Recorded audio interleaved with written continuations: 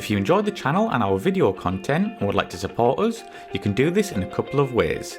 You can sign up to our Patreon site, which is a monthly subscription to one of our 4 tiers, each giving you something different from early access interviews up to exclusive unseen footage.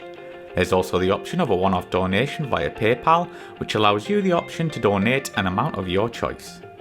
Both options really help to keep this channel going and to continue putting out regular content for you good folk.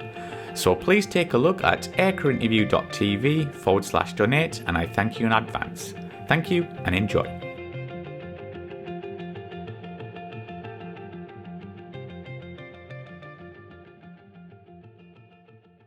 So Mike, when did you first become interested in aviation?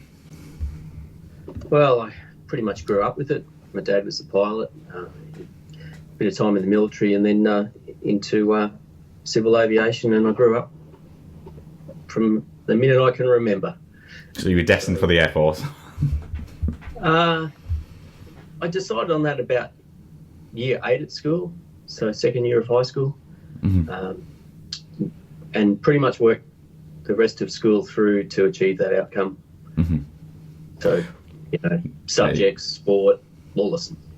Yeah, so what year did you actually join the Air Force, and can you talk us through some of the initial aircraft you started training on? 1987, got the phone call on my birthday, believe it or not. Oh. So my 19th birthday. Can you start in 10 days? Or 11. You bet. So that was the last bit of university work I did after being 6 months at uni.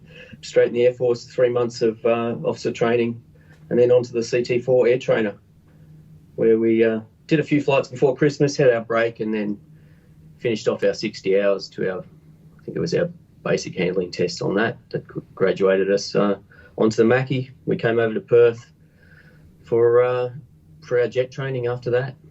Retired now. I think just about everything offline's retired. So when you were going through your jet training, did you know what type of aircraft you wanted to go on to as a frontline pilot? Oh, I wanted to go fast jets from the beginning. There was no two ways about it. So was a Hornet actually introduced by the time you were going through your flying training? Yeah, I actually saw the first display, the first I saw it was when I was in year 11, and I was actually in a state band that was playing for Charlie and Di down at Princess Pier in Melbourne, and didn't know it was going to happen, but had an F-18 aerobatic display, and that was pretty much the first year they'd been flying. So had the bug. Hornets actually was my first preference off pilot's course, but they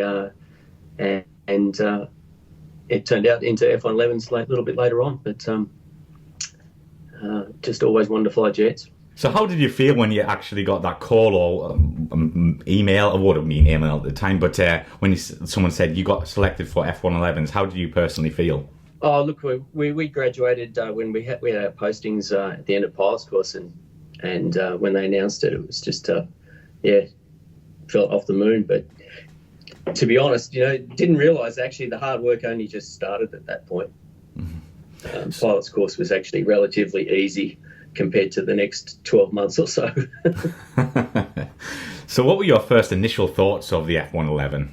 Overwhelming, really. I remember my first flight, and it was just a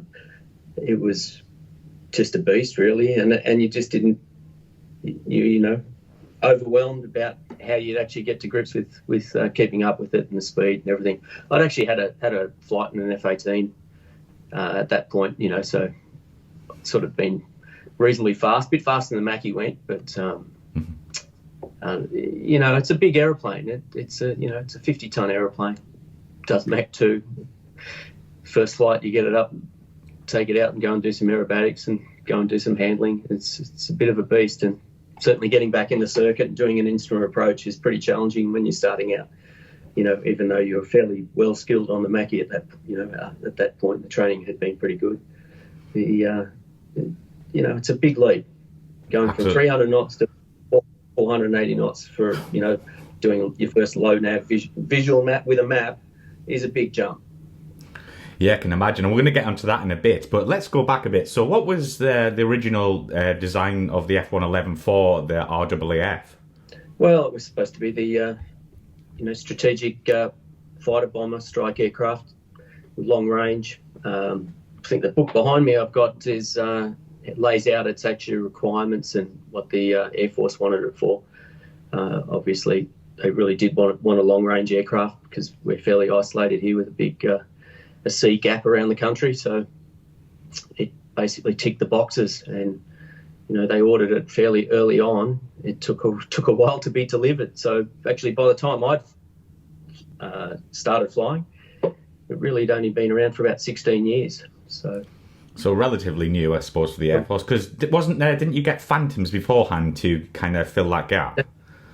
Yeah, they had them for about 2 years, I believe. So that was in the 71 to 73, I think. Mm-hmm. I was only 5 then, so. So what models did the RAAF get? Because I think you had the big wing one, didn't you? Yeah, all ours ended up either being or modified into the long wing. So the C model was long wing, mm-hmm. the long wing version, and the FB-111s that the Strategic Air Command had for the nuclear bombers, they were long wing, and then we ended up getting them later on, which I had the pleasure of flying mm-hmm. For a little while there, mm-hmm. And I believe that helped out with a little bit with range and perhaps payload as well. Mm-hmm. And were the aircraft modified for the RAAF, or was it just a standard US Air Force coming over to you guys? No, the C models were the RAAF version, and they had some perhaps a bit from a couple of different versions. They had the big brakes, so we could, land on fairly short distances. Once I landed in Amberley and pulled off in about the first 2,000 feet of the runway just to try it. Got in trouble for that. I don't think you could do that in an F model at Lake and Heath. No, definitely not. So can you talk us through some of your ground training? Because, as you said before, it must have been an absolute massive leap coming from the basic aircraft. Yeah, it is. The ground training is, standard probably 4 to 5 weeks or so on the F-111, just doing systems and performance, standard sort of conversion type syllabus there. A lot of exams. Had to get 100% and quite a few sort of word perfect. The ones that mattered. The rest wasn't too bad. There were some things that were hard to understand, like the automatic flight control system and those sort of advanced concepts, which the Mackie certainly didn't have, but probably similar to it was a lead. It sort of led the way into those systems on aircraft. To the point where later on I've flown some civil aircraft that basically have the same system. Oh. The F-111 pretty started it. Mm-hmm. And then we had there was a lot of differences, inertial nav system and terrain following radar, lot of that to get through. Mm-hmm. And we had probably, about 5, maybe it wasn't even that long, about a month of ground school, and then we started flying. And was all the ground training in-house, or did you have any of the American guys come over to help teach? Oh, no, it was all in-house, and I think all of our instructors at the time were all RAAF guys. The exchange pilots and navs were we're generally at one squadron at the time, so they were doing all the operational stuff, mm-hmm. and the instructors were all Australians. And when you're going through your ground training, was it separate for navs and pilots, or were you all kind of interlinked, or was it they go one route and you go the other?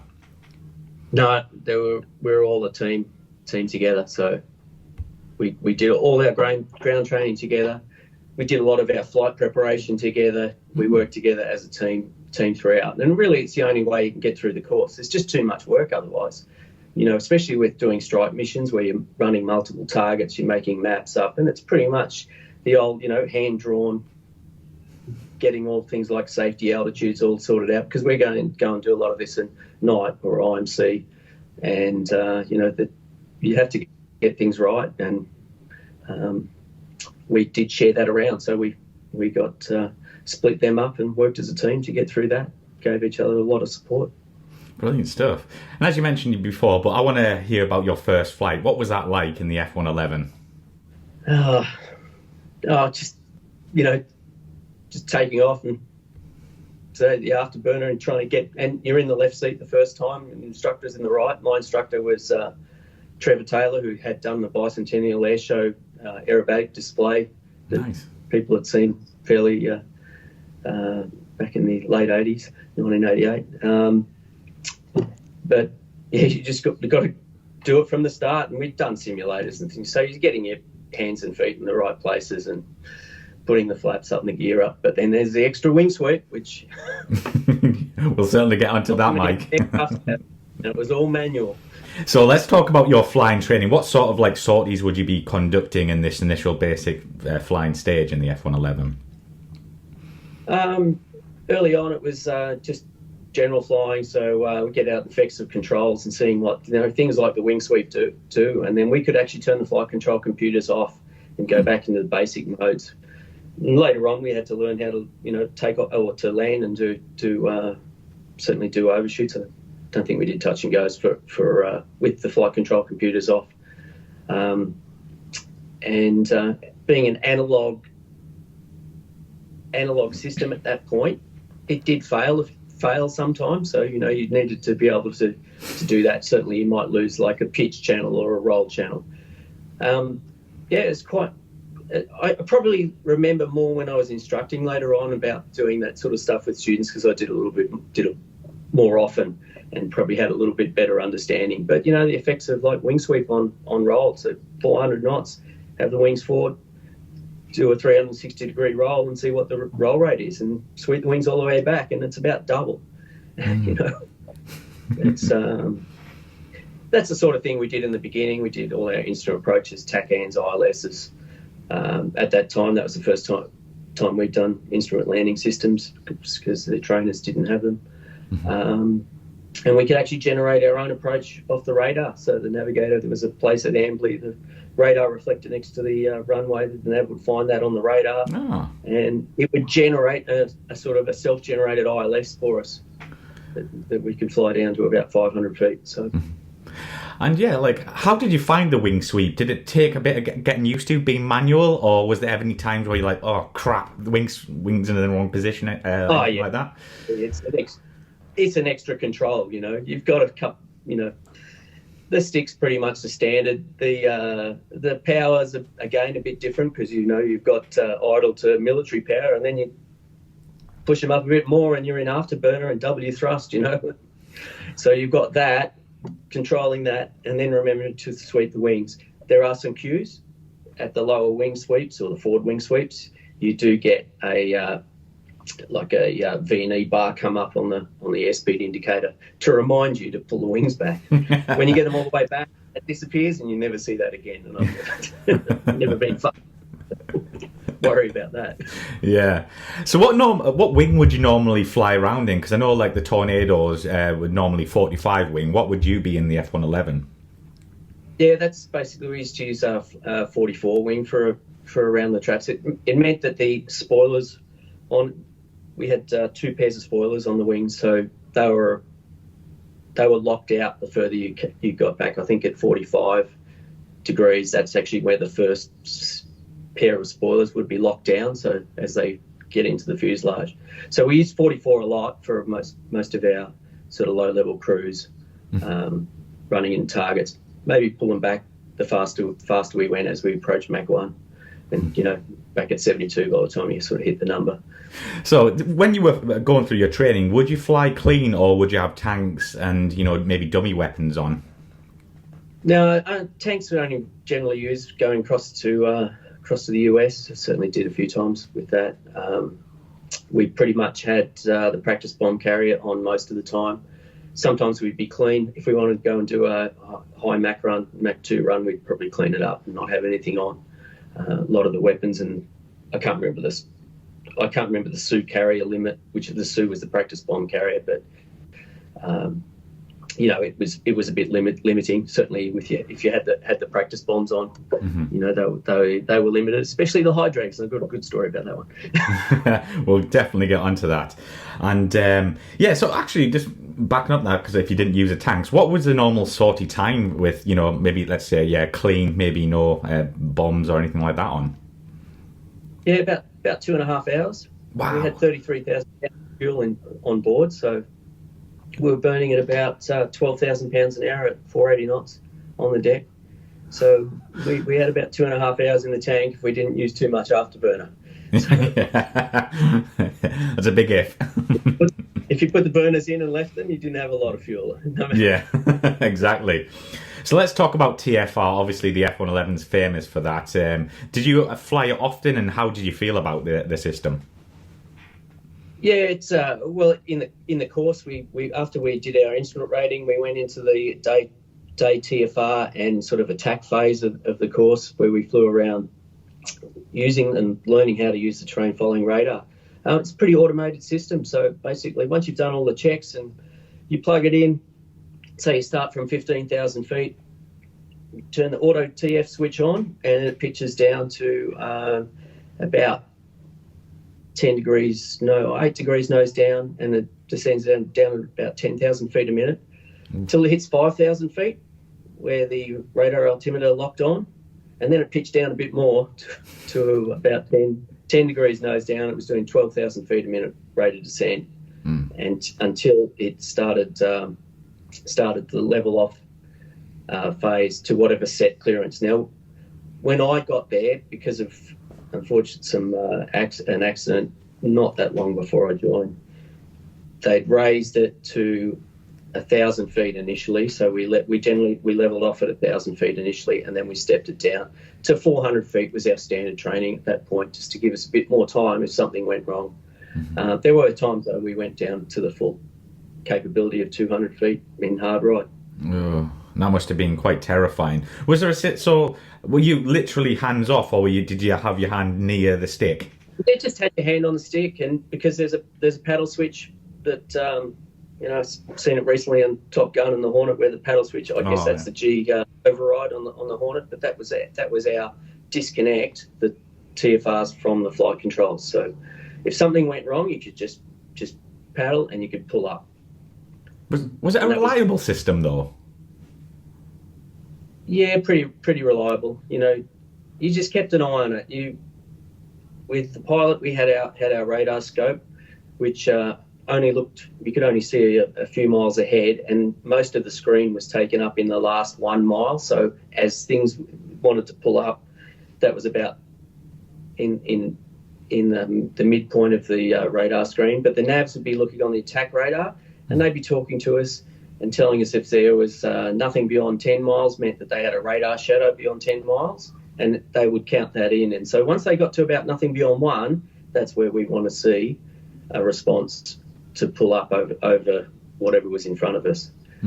Out of all my years, there was only a couple of times where I had a feeling something wasn't right. So, and in those occasions, it's a matter of acting first and asking questions later, because they were IMC or at night. I can think of a couple of times, and it was just literally get on that paddle switch, wings level, and pull up, and 4G back up, get to altitude, sort it out afterwards.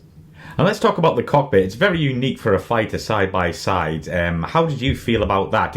Was it a benefit for the F-111 and the mission it was designed for? Yeah, it's got pros and cons. The pros is, as a crew, it helps you work as a team, quite closely. You can see how busy your nav is, or vice versa.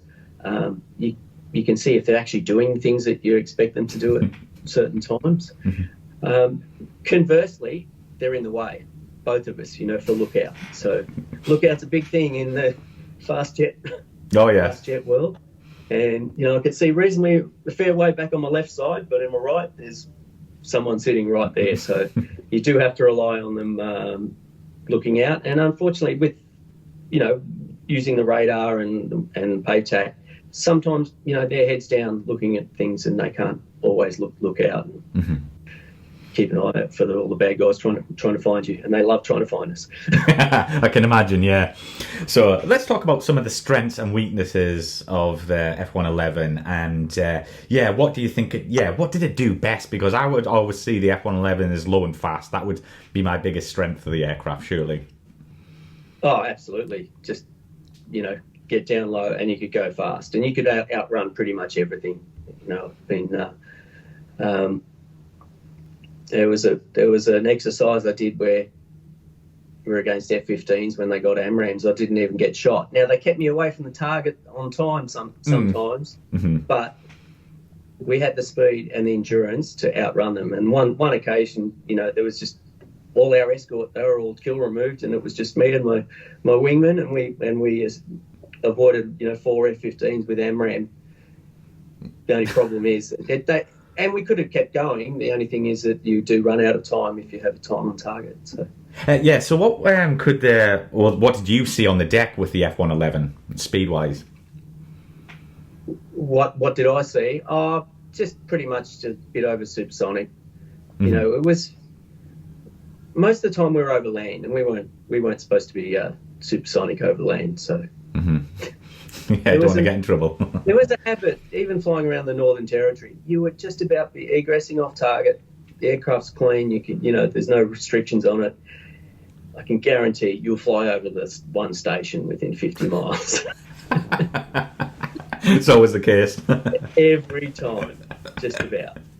But there were times when we did. There were memorable time. I was on the wing of one of the RAAF exchange pilot Tim Anderson, and we were egressing off Cuby Point in the Philippines after we bombed the runway. And the thing about Cope Thunder is we're not supposed to go supersonic, but if we were doing 0.95, it was too slow. So we're pretty much always in that range where about 1.05, I'm a bit fast, we'll pull it back a little bit. Next thing you see 0.95, we'll go a bit quicker. and all I could see on Timo's aircraft was the nose sticking out and a triangle of cloud. Wow. And then that was just smoking north out of Subic. What a sight. And then, there were some F-16s they'd egressed ahead of us, and we overtook them. They were probably doing about 400 knots, and we would have been, 660 sort of. That's moving. So what was your first squadron? And I think, if I'm right in saying, you also got a chance to do DACT with an F-3. Well, yes, I sort of did. After we finished our conversion course, we stayed at 6th Squadron, and we had an operational training flight back then, and we basically the 7 of us flew together with our flight commander, and we went to Malaysia to IADS exercise out of Butterworth, and I was with a good friend Terry Deeth, and we were maybe the youngest crew round at 21, both of us 21 at the time. Great, we'd both come out of school together, straight on officer training together, split up for the pilot and nav course, and then back at 76 Squadron. So we had this sort of parallel career that came back together.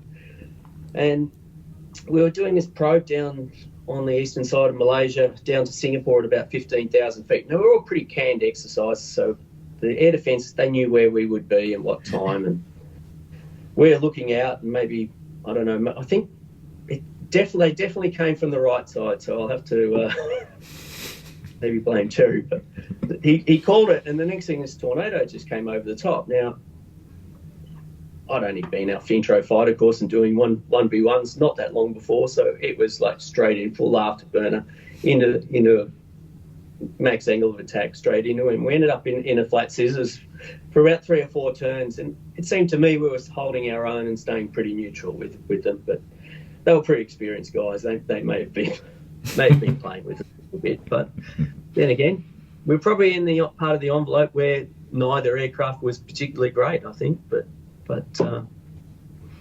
so you did okay. After a little while, I thought maybe I'm not supposed to be doing this. I haven't been authorised for any of this.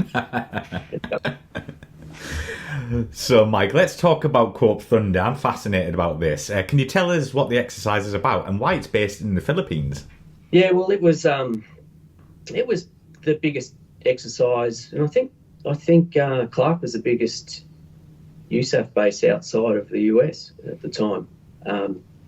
And so Cape Thunder was the red flag equivalent for the Pacific, and compared to red flag, they're actually bigger missions. I think we had 70 aircraft missions when I was there, and again, I'd only just come out of training and was been in the squadron less than 1 month, and we did a workup, given the magic tick saying you're mission ready, and we went off there to the Philippines. I'm going to tell you what, for the first week, I really did. The learning curve was fairly steep. It was from maybe 2 ships, not really that much opposition into 70 aircraft missions. I was either number 2 or number 4 all the time, and I had some pretty good leads. But I learned in the first week, the wingman's job is just to be there, and certainly by week 2, I was there, and never let go of the. But I had some pretty good crew members. I had one of my navs was he'd done an exchange on the Buccaneer, and we were flying around the mountains. I remember just ducking in through these storms, and my lead, someone who's been mentioned on this on your interviews before, but I was hanging off his wing. We were ducking, weaving, and TC was he said, "Mickey, I've got the rocks." And I just let him do that, and I just flew in formation. We're down at like 500 knots at 150, 200 feet, trying to get through this weather, big storms, and at the end, I was still there. So, it's good to know. So, how many nations were actually, took part in the exercise? Well, I think it was just the US and us on that one, but we had we had F-18s. And it was a bit of a mix because they were coming up to doing their fighter combat instructor course, I think. And so there were guys from all our F-18 squadrons, and one squadron we had C-130 and had F-15s and F-16s that had come down from Okinawa. I think the F-4Gs may have been doing it as well, the Wild Weasels that were based there at Clark. And there were some Marines, F-18s over at Subic Bay and Cubic Point, flying out of there, and I think then there's some AWACS and various other aircraft, standards and tankers and support aircraft out there as well. But they ended up being quite big pushes. We'd all go up to the north, form the wall, and it was a big guerrilla press on south, try and get through the fighter opposition, and then into the target in Crow Valley, which had the ranges were all set up with like airfields and surface to air missile sites. They had Smoky SAMs that fired at you, and anti-aircraft artillery, like Smoky AAA that fired at you as well. All the radar, we get all our electronic warning systems would be chirping away at you. So we were able to use all that.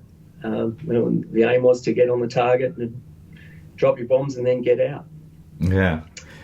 Fight your way back north again through the air defence shield again. Yeah. So probably I can't remember exactly now, but may have got through unscathed a couple of times. But the point was to mix it up and to push through all the fighters and then get through all the ground defences as well, and then get through the fighters again on the second half. So it was there to mix it up and learn how to be defensive as well as get your attacks in as well.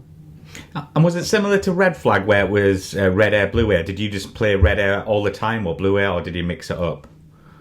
We were always red air. We were always attacking. Mm-hmm. But that was our job. So yeah, I think the fighters did switch around a bit there, just like they did at Red Flag. Mm-hmm. And did the RAAF work similarly to the US Air Force? Was there like many commonalities there, how you worked?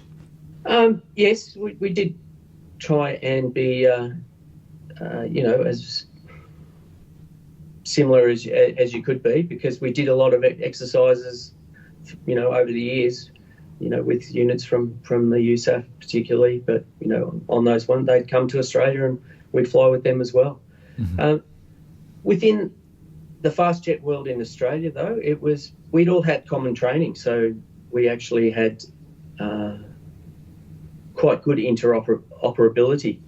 I mean, there was one exercise where my wingman, I was mission commander, and that my wingman had broken down, and one of the 4-ship of Hornets had broken, so I joined in as number 4, and it was with guys that I've been flying with for years, and we knew all the all the no-com procedures as far as our signals, and I was just filled in as a number 4 in a 4-ship, except the other 3 were F-18s. And how old were you at this point when you were going to Corp Thunder? 21. You're 21 still. Oh my God, Jesus Christ! I can't even remember what I was doing at 21. I had a Certainly not that. 21st. Yeah, my 21st, from 21 to 22, I sort of did a lot. Yeah, it sounds like it. And was that your first experience? I'm guessing they had the big debriefs at the end at Corp Thunder. Yeah, they did. It was all the video debriefs, and it was Clark to QB and QB to Clark, and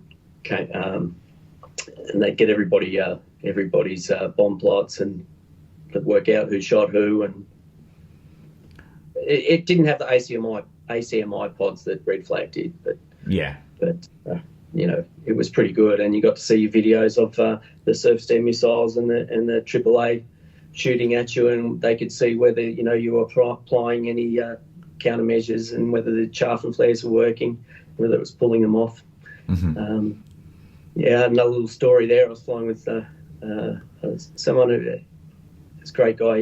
He's actually one of the El Dorado Canyon navs, and he was on exchange, and we rolled into the target, and we came into the valley, a 10-degree dive, and I'd had the terrain following radar in a mode where it gives you air-to-ground ranging and try and improve the accuracy of the bomb site. And I rolled in, and the site just disappeared up out of view, and I just had nothing. And now I had 6 high drags on. And the problem with the high drags, and while they were practice bombs only, they had a 550 knot speed limit on them. So I know everybody's going to be running out on the number. It's not. So I'm in the dive on the target, and I think it was the airfield. I've got no sight. Well, the pedo probe sticks out in front, and I sort of took a guess, and luckily the high drag, so you can get pretty close, and I just punched all those six off, pulled up, escaped with the rest of the guys, and then I sweated for the next probably hour or so afterwards to find out what had happened. And it was a big relief when they came back and there's a plot going straight through the target. So yeah, how long did Corp Thunder last? We were there for 3 weeks, so I had a few days of famil flying and then 2 weeks of the exercise. Probably flying about 3 to 4 times a week. Oh God! Yeah. And was there any downtime in that? Just the usual on the weekends. We had some time off. Interesting. The first Friday night, in fact, might have been the first night we were there. We went out for dinner off the base. We had a function on the next weekend, and unfortunately, the New People's Army they shot someone in Subic, an American serviceman then, and so we were confined to base, and the ground crew were staying in hotels off base. And we were restricted there. The next weekend we went to took a C-130. One of our guys or our crews flew us all there to Subic and QB Point, where we had the weekend there, water skiing and carrying on. May have been the world's biggest party since Vietnam, according to the letters. I mean, as a 21-year-old, I mean, that must be incredible. Flying the F-111 and, oh God, you lucky man.